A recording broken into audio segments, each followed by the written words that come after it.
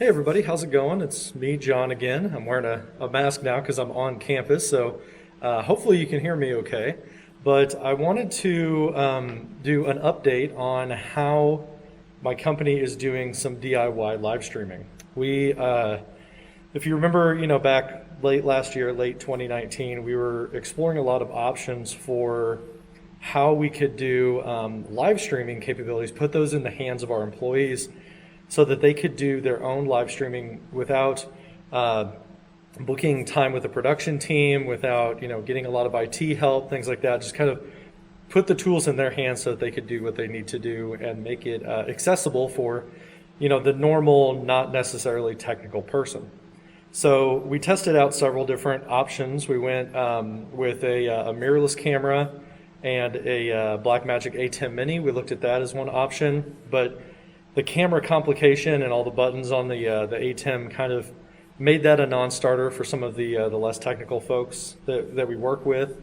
And we tried an Elgato stack. So we did cam links and capture cards, things like that with OBS. That software proved to be pretty complicated as well. And what we landed on right before COVID-19 hit was the Epiphan Pearl Mini. So if you remember back in April, if you've seen some of my videos, I believe it was in April, I did a video overview of like, hey, here's how I'm doing live streaming from my house. Because we had just got pushed home in mid-March and we were work from home. We didn't know how long it was going to be. We didn't know the gravity of the situation that was going on like we do now in December.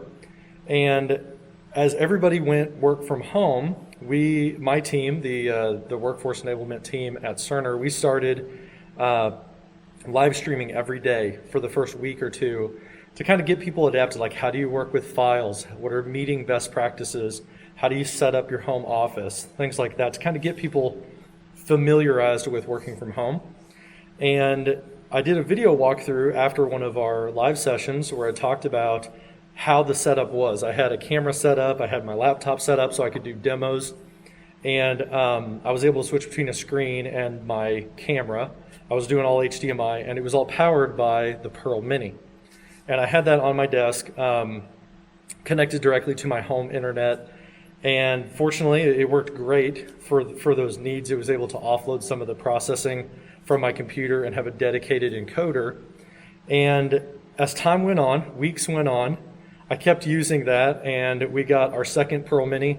All of the kits that we had ordered at the beginning of the year, they all started arriving, all of the pieces that we had. So we had cameras, we had the encoders, everything, just sitting at my house because we didn't have the capabilities to clean it and do a proper check-in and check-out to do that safely. So about late spring, early summer, we figured that, well, we should adapt this, put the Pearl Minis and all of the equipment that we have in a static place so that we could keep it more clean, restrict access to it, things like that, but still make it so that it could be a self-service, kind of a kiosk for live streaming. And lo and behold, the idea of that dovetailed with a need that we had on our campuses. Now, we have these large fitness facilities on many of our campuses around Kansas City and other places in the world. And it's got all this workout equipment. We've got fitness center instructors on staff who teach these classes, these fitness classes in large rooms like what I'm standing in right now. This is called our Group X room.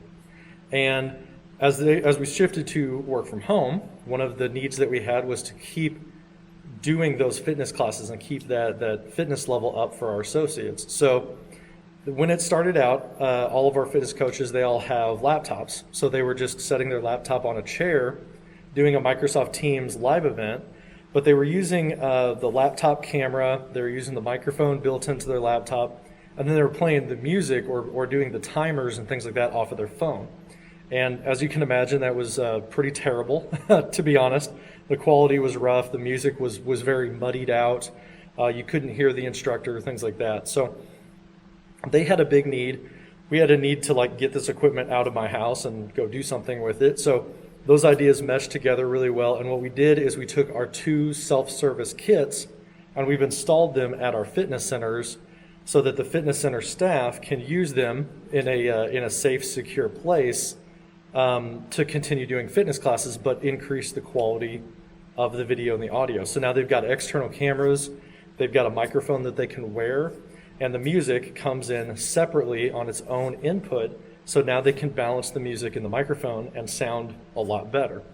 So what I wanted to do, they've been doing this for a couple months. It's been very successful for them. And what I wanted to do is come in and check over the equipment, make sure that everything's going okay for them, and give you guys an overview of what we did, how we set this up, so that if you have a need that's similar in your world and you've got equipment like the Pearl Mini or the capabilities to get your hands on something like that, you could set this up so that normal everyday employees that aren't technical, aren't video professionals, that they could run something like this themselves and host their own fitness classes as just one of the many use cases. So the situation that we've got here is there was already existing equipment in this room. It's a lot like many conference rooms or many auditoriums you would go into where there's already a microphone system, there's already a music system installed, there's speakers in the ceiling, things like that you have to adapt to. So what we did is I brought in the Pearl Mini, 2 webcams that we had in the kit, a microphone that was dedicated to this kit use case, as well as a bunch of dongles and adapters and things like that. So where this is different from what we originally were designing for is we're not utilizing a laptop feed. So all the graphics are stored on the device itself. And I'm going to create like a little diagram to kind of show how everything is connected in this space. But I wanted to give you a physical idea of what it looks like, walk you through like what the screen looks like and things like that. So I'm going to flip this around and give you just an idea of like where we're at. So we're in this fitness center. It's a large square room. There's mirrors all over the walls, and they've got rolling whiteboards. They can write out like their routines, what they're going to do, things like that. So on the floor, this is not normally how it is, but on the floor for a video, they marked out all of these marker lines, and you can see those right there on the floor. And this gives them an idea of what is in frame so that they don't step out of frame whenever they're standing there. So they'll stand in the middle of the box, and what they're looking at is they're looking at this little stick. It's just propped up on a folding stool right now, but it's a little tiny tripod that extends up, and it's got just a Logitech C920 camera on there. And fortunately, the Epiphan Pearl Mini, it has USB input on it, so we were able to do just a regular webcam and take a lot of that like stress out of like setting the ISO, setting the white balance, things like that. It's just the USB webcam, so it's nice and simple. That is coming down, and it's hooked up to a 20-foot USB extension cable. So they were able to get that, to the center of the room, and they stand there. That's their main camera. There's a second camera right here that is off to an angle, and this is like that side view. So if they're doing yoga or they're doing like planks or something like that, they can show a side-by-side view where you've got both cameras in view, and you can see like how flat their back is or what they're doing, where you wouldn't see that with just one angle. So with this, we've got just another little stick camera with another Logitech C920. That's hooked up again to another pretty oversized, for this situation, USB extension cable. This is all hooked into the integrated sound system that already existed. So in this room, it was built for group exercises. It already had a sound system that they could plug their phone into, and they had wireless microphones already that they could work with that go through the speaker system. Now, that caused a little bit of a challenge for us because the music and the microphone were mixed together in this box. So what we've done instead is we already had a microphone in our self-service kit. So we went ahead and swapped that out. And instead of using the head microphones that they'd have to place on their head, what we've got them using here is the Pico mic. And the Pico mic is really nice because you unplug it. It's a feed directly into the back of the Pearl Mini. And this tiny little microphone with insane battery life, it's like 24-hour battery life, it clips to their shirt. And then what they're doing is they're just literally spraying it with Lysol before they put it back in to clean and sanitize it. And when eventually, if ever, that, messes this up, then we'll just replace that. It's better for them to be safe than sorry. So they've got the Pico mic. Whenever they pop it in there, it just sits and charges. And that's connected to a charger at all times, so they don't have to worry about the battery running down. And then looking at the back of the Pearl Mini here, we've got the microphone coming in. Because there's only one 3.5 millimeter connector, we're using the native 3.5 millimeter for the music. On the microphone, we're just using the first XLR input. And what I've got is this is a little Rode XLR to 3.5 millimeter TRS connector. I've got that hooked up to the Pico mic, so that's our mic input on XLR number 1. Then next to that, if I kind of swing this around, next to that is this audio cable. That's coming in for music. So we've got music and microphone, 2 different inputs ready to go. And we're not actually using any HDMI inputs on this because there's no computer in play. There's no HDMI camera or anything like that. So instead what we've got is we've got just the network connected, obviously. So this is streaming out to the Microsoft Stream service.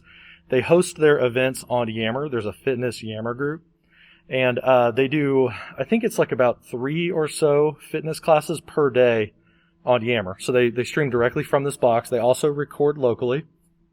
And then we've got the 2 USB inputs for each camera. So front camera, the side camera, and then the power for the Pearl Mini. So that's the hookup from the back. Again, I'll have a diagram that shows exactly how this is plugged in. So let's talk about the music for a second here. We've got this cable right here coming out, and the cable is connected to a splitter. Now, one of the challenges that they had with this particular setup, with this nice rack that they've got, is they had to plug their phone in to the auxiliary input right here. They had to plug that in and then come over to change the songs. So what we did when we brought this in is we switched it to be a wireless setup. We just bought this little Bluetooth adapter. And the Bluetooth adapter has power, and it has a headphone out, just a 3.5 millimeter out. I got that to a splitter. So I can split that, bring a direct feed into the Pearl Mini, and then the other side of the splitter right here is going into the sound system. And what that allows is, that allows them to play, nice, loud, energetic music over the speaker system. But then separately, it's also going to the Pearl Mini, so they can control the level independently. And the microphone is just going to the Pearl Mini. It's not going back into the sound system. And that's important so that you don't get a feedback loop. There's no echo in this room. There's no feedback that happens because of that situation. They just get nice, clean audio and nice, clean music because we've got a splitter and we've got a direct connection for both of those things. Looking at the Pearl Mini itself, this is on a corporate network, so we've got an SSL certificate on there. We locked down the login to only a certain Active Directory group of users, so we put all the fitness coaches in that group. And we got a DNS entry for this as well. So they go to the DNS entry, just the URL that we gave them. They log in as them, so we have a nice record of them logging in, and it's all secured with an SSL certificate. And then what they do is they go into the layouts, they change the name of the class, who the instructor is, and then they basically put in the stream URL, the RTMP address that comes out, and they put that in here, and then they just start streaming and start recording. So they've got the lights on the front, all that cool stuff. And the scenes that they have set up look like this. So this is just the welcome scene. Whenever they start about 5 minutes early, they've got a few elements on here. So this is obviously a Christmas theme right now. We've got the nice healthy logo, so it's branded. Everybody knows like this is a Cerner thing. They've got the instructor's name right here, the name of the class across the top, and then they've also got recommended equipment. So this one is water and a mat for doing yoga. And they've got a category. So we loaded up several like category flags, like this is maternity friendly, or this is yoga, this is strength, something like that. So they can switch what the category is really easily that way. And that's kind of the intro card. There's music playing in the background. Now, they have a second person. The instructor will be sitting over here, ready to do their class. The producer, one of the other fitness coaches, will stand over here with a mask on, and they'll be the person doing the switching directly from the screen, so they don't need their laptop for this. And when the time comes, they'll just click on this scene, which is just the view from the front camera, and you can see that, it's nice open, there's nobody else in the background or anything like that. We've got a little bug in the bottom corner with the healthy logo right there. And this is probably 80% of the view that people see whenever they're watching the class. The other view that they get is they click the multicam, and this is that side-by-side angle. So I'm going to try to put this down and show you what this looks like. So you've got the front angle and the side angle right here, side by side. So if I walk in front of the camera, you should be able to see me standing here as well as like a 3/4 view from the other camera right there. So hopefully you saw that through the little Osmo Pocket. And then basically, they never use this routine camera anymore. We did have the idea to create this with like a playlist of what song is next or when is the cool down, stuff like that. I don't think they're really using this all that much because it's a lot of typing, but there's an idea that you could have a routine kind of, taking up like 20% of the screen or so. And then at the end, whenever it's, thanks everybody for watching, have a great day, they can bring up this end screen. They've got music playing, and the microphone is not in this input anymore, so you don't hear the instructor talking or breathing all heavy because they just got done working out. They've got the little calendar right here, so at the end of the show, you can see what classes are coming up for the rest of the month. Again, you see the logos and all that type of stuff, and then they end the live stream, and they go ahead and they end the recording. The only other thing that I want to mention about this is the front input right here. The producer, the person who's doing the switching, she will also sit here with headphones plugged in, just their own personal headphones, for hygiene reasons. They'll plug that in, and then they will listen to, so they can hear, the microphone levels, things like that. If they ever need to make an adjustment, they'll do that from their laptop, and typically they show up about 10 minutes early where they program all of the RTMP stuff. They set the title and all that cool stuff. They'll also check the microphone levels with the music and just adjust it on the phone to get the music to match the microphone, so they don't have to really adjust too much. If they need to, they'll use their laptop for that. So anyway, that's an overview of how we took these kits that were basically meant to be in a conference room and be checked out by associates, pull it out of a Pelican case, put it all out, and do a presentation with some slides and a camera pointed at a single person. We took that idea, and because of COVID-19, we had to adapt to get use out of this equipment, but do it in a safe way so that it could be wiped down, it could be all cleaned up. And this is just what we decided to do with it, is use it for fitness classes, put it in a place that is static, always connected to corporate network.